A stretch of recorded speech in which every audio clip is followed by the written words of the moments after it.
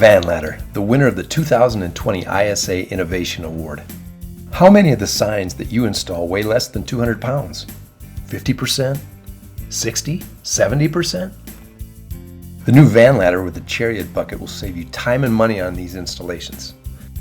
Sign techs are calling it a one-man aerial workshop.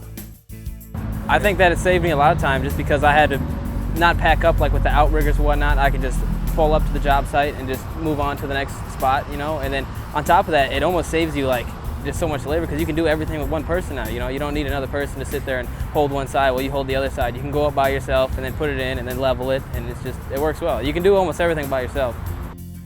You can pretty much do everything that two men can do, and I did it today. Tried to do it on my own, and it worked out all right. It's really a one-man show. It's that really nice medium spot to where if you have a higher sign that you don't really need to send a big truck for, that one can get you to. Having those attachments to be able to hang a 10, 11 foot, 15 foot cabinet by yourself is a big plus. I could do a whole raceway by myself, like 10, 15 foot raceway. I wouldn't need another set of hands or anything because of the platform that comes out. It just makes my life so much easier. What it would normally take two guys to do, I can do it by myself in that one basket. It's definitely faster, more maneuverable, and definitely you can get it right where you want it. So your hands-free installing those big letters like that makes it really, really good.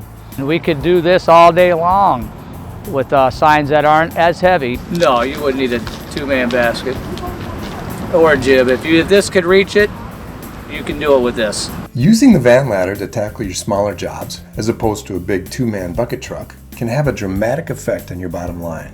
Why? Because at the same time you're decreasing your hourly equipment cost, you're increasing your labor efficiency. This builds margin.